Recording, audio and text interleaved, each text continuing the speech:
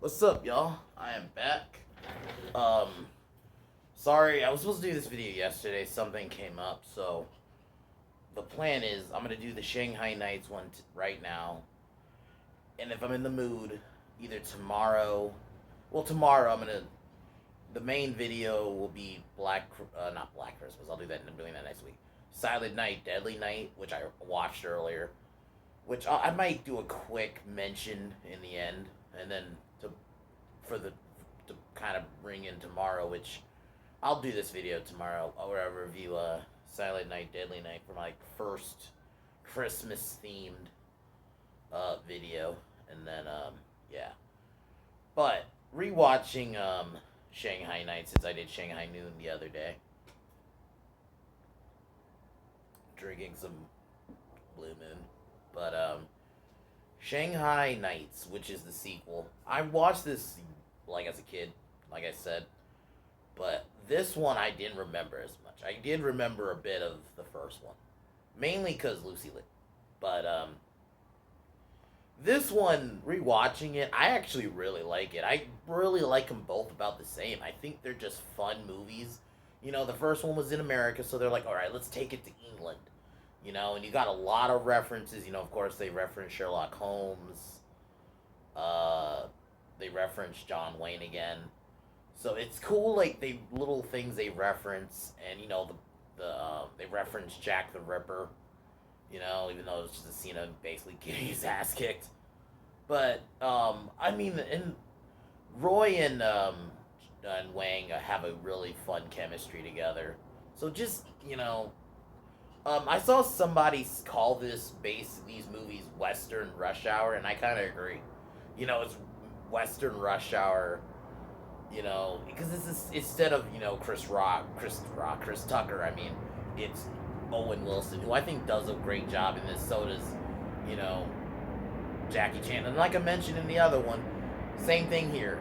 The amount of stunts he does in this, like I said, he puts all his all into these stunts, even if it's not some like high profile movie. He puts his all into these stunts. So the story is in this one Wang's father, who I recognized as Uncle Benny from Lethal Weapon 4, um, is killed. Um, and this is we also meet his sister, who I actually thought was a fun character. So this was when you can have just good female characters and it not be a big deal. You know, no one acts like it's a big deal because you have strong women. So his father gets killed, and his sister, messages him that his father gets killed, and he has to find. So he finds Roy, and they go to London to find his father's killer. So then hijinks kind of ensue. So I overall really like these movies, man. This was just at a time when Hollywood, like I said, could have fun. These were just all around, like I said, it was a fun period piece, and it was cool. It was basically the first one, just on a bit bigger scale. You know, now it's in London. You know, there's definitely more like not special effects, but like more set pieces compared to the first one. And but yeah, all around fun movie. So um, here we go.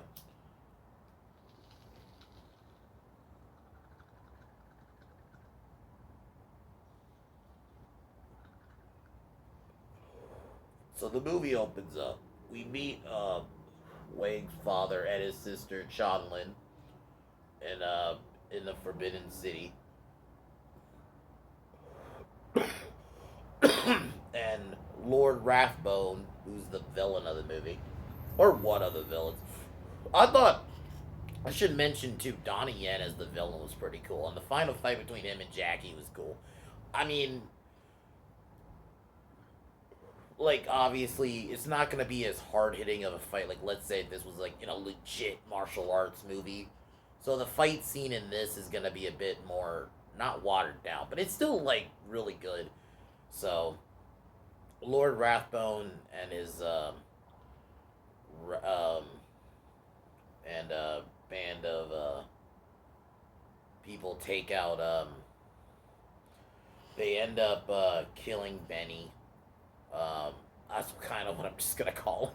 They end up killing him by stabbing him, and then Rathbone takes a seal and take knocks out Lynn, and then we cut to Nevada. This is where he get Wang, who's now the sheriff of the town, and just after capturing some fugitives.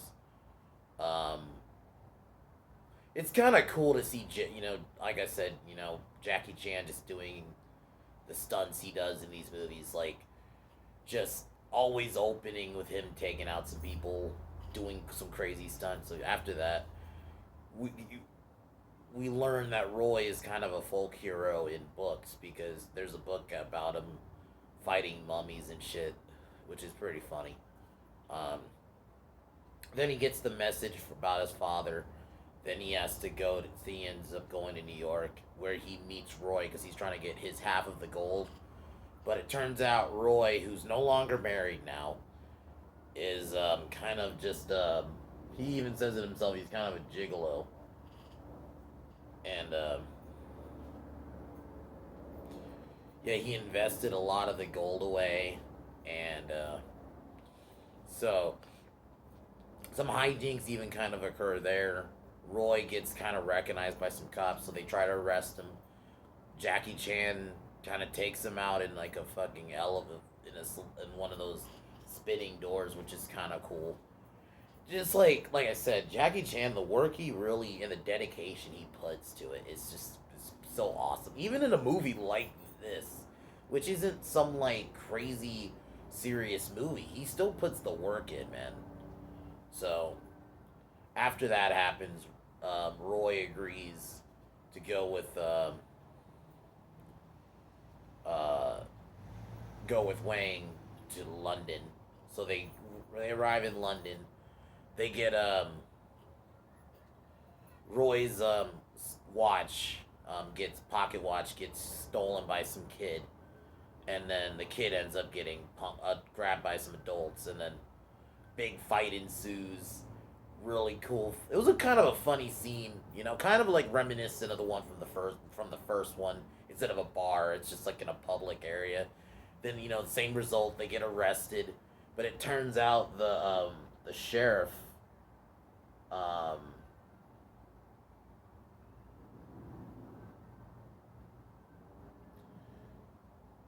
um, when the detective, turns out he's a fan of him.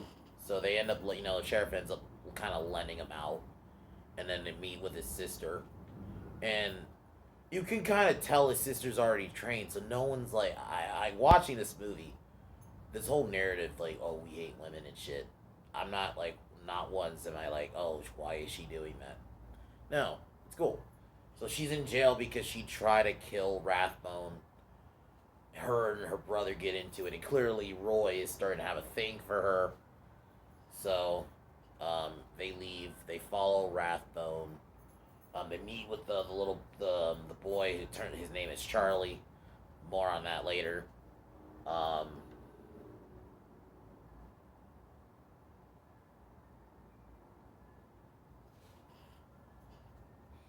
they go. The boy takes him to his house, kind of like house I guess he stole, and they devise a plan to get in. And Roy and Wayne go in disguises to Rathbone's. Uh, he's doing like some auction, so to get into Buckingham Palace. I do like the just it's cool to see some of the setting in London. So I think they did a good job at doing that. I would not mind. Part of me, like, more. Like, when I was watching this, there was a part of me, like, I would not mind a rush hour in London. I know they did one in Paris in Rush Hour 3, but part of me was like, maybe they should have switched it to London. I think it would have been cool to see them in London, but it's fine. That's just like a side point. So Roy goes is disguised as Sherlock Holmes, which is a Sherlock Holmes reference, and then Wang as the Maharaja of Nevada. It's fucking hilarious. So they get in. Um, Rathbone I thought he's an okay bad guy in this. He's not, obviously, he's not gonna have a lot of backstory. Bad guys in most of these movies are just not. They're just bad guys. Like, he just wants to seal his power. And then throughout the film, you see him meeting with Donnie Yen, who's also the secondary bad guy, who I thought really does work as a villain. And especially considering this is pre-It Man, so it's kind of interesting to see him as a bad guy because majority of the time he's not a bad guy. Like even in Hero, like yeah, him and Jet Li had a fight, but he wasn't a bad guy in that movie. So it's kind of interesting to see him as like a straight up bad guy. So um, then um, there's a scene with Rathbone talking with Wang, and Wang has to like hold himself back because this is the guy who killed his father. Then Roy and him sneak around his palace. They end up finding his secret like hideout, and there's some funny hijinks where like Roy's distracted while Wang finds this the secret like thing that like has the secret hideout. And there's people trying to take him out and stuff. Meets with his sister. Um, they beat up some bad guys. I think they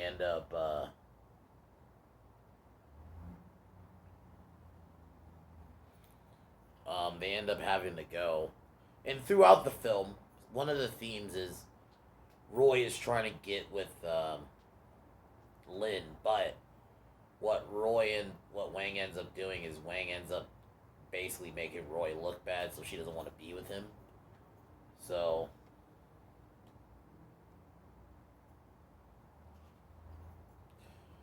and Roy, gets mad at him. We have a funny scene of them having a pillow fight. It's pretty funny. Um, and they all get captured by the bad guys. They kind of tell them their plan. The deal is if um, Rathbone gives Donna Yen's character, I gotta find his name. Wu Chow, who's the bad guy. If give him the seal and the dagger, Wu Chow will take out the other heirs so he can become the next in line to become king. So, kind of generic bad guy plan, but Roy and Lin all get tied up. Roy Wang manage to get out. Big kind of fight scene. They escape. Um, Wu Chow orders, like, because this is where we see a bit of the queen, because there's like this big celebration,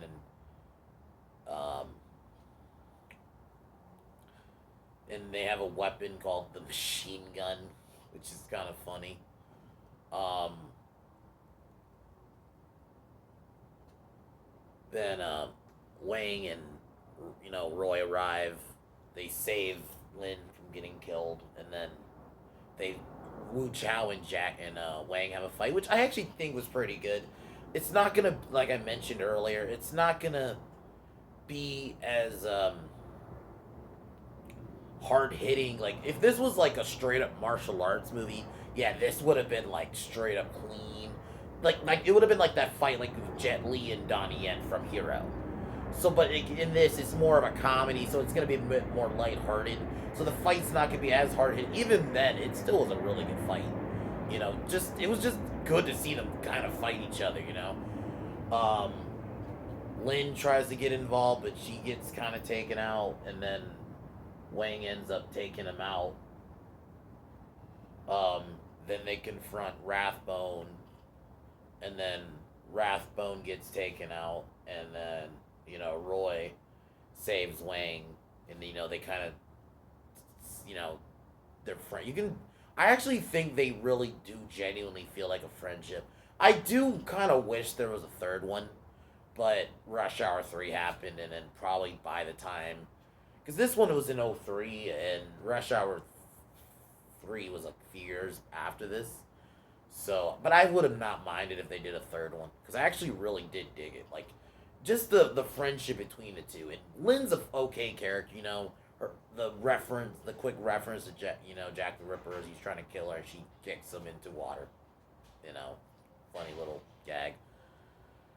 Then Rathbone gets taken out. Um, Artie, the detective, and Roy and Wang all get knighted, and then Roy gets the girl, and pretty much the film ends after that. And then Charlie reveals his name, and it turns out it's Charlie Chaplin, which is kind of funny. So I like the little references in this movie. So all around, I really like this one. It's just a fun movie. Like I said, I think uh, Russian, Western Rush Hour is a perfect description. Just the dynamic between the two of them. I would not have minded a third one. Maybe like it could have been set back in Nevada, and it could have been it. But Rush Hour took precedent. Probably just Jackie Chan was doing other stuff. Owen Wilson was doing other stuff. Maybe it didn't do well financially. I don't remember. I haven't looked into it, but I really like it. It was a fun one. It's not as great as the first one. I think the first one had a bit more of like that lightning in the bottle aspect, but I think this one was still fun. I like the London setting. The sister's a good character all around. The detective was a fun one. Rathbone and Wu Chow were decent villains. They weren't like I wasn't expecting something amazing from these movies to have like this bad guy that's gonna be fucking one of the greatest villains ever. But for what it was fine. So if I were to give this one, I would probably give this one like a 7 out of 10. If I were to give the first one an 8 out of 10, I overall around like it. The Mainly the dynamic between Roy and Wang is one of the best things. Like you can tell especially by this point, they're genuinely friends. Yeah, there's a bit of friction, but that's the thing about sequels. Sometimes that it's good. You get past like the not trusting each other. They're just cool now. Now you can just see where it goes. Whereas like in the first one, you're gonna always have that bit of. Besides, like I think Lethal Weapon is one of the few that didn't really do that, where they didn't not really trust either. They kind of from the jump were cool, not cool with each other, but you know. But I all around like this movie. Is so, and it was cool that they said it only a few years after the first one. It was still a good period piece. I like the all the set pieces. The big fight scenes were pretty good for what it was. So yeah. Um, so yeah. Tomorrow I'm gonna be reviewing Silent Night, Deadly Night. I watched that earlier, rewatched it earlier. I guess it's supposed to be like a mini review before their big one. I thought it was really good. It's this. I'm not doing the second one, which is really bad. It has one of the most funny lines. Garbage day, which a lot of people remember. But Silent Night, Deadly Night, the first one's genuinely a good one. I think the actor who played Billy does a really good job. He portrays crazy, and it's a pretty dark film. I mean, even from the beginning, his parents are killed, and then he's basically abused at this nursing home. And like the main nun, I'm not gonna lie, I there was a part of it where I'm like, I hope he kills this bitch. But then yeah, he grows up. He seems normal when he initially gets a job at this toy store, but then Christmas comes around, he becomes a Santa, and then goes crazy. So yeah, it's a fun film. Very 80s horror. I think the music's pretty good. I mean, a lot of the time, 80s horror, even like some of the not big name ones had really good, you know, horror scores. So yeah, so that's just gonna be a little bit I'm gonna talk about tomorrow with that movie. But yeah, just so that'll be tomorrow. But the next Jackie Chan movie I will be doing will be Tuxedo, which came out in 2002. So that'll be next week. And yeah, guys. But other than that, I definitely recommend both Shanghai Noon and Night. They're fun movies. Just think of them like if you want to have kill an hour and a half, they're just do it. Just the dynamic alone between Owen Wilson and Jackie Chan is pretty fun. So yeah, guys.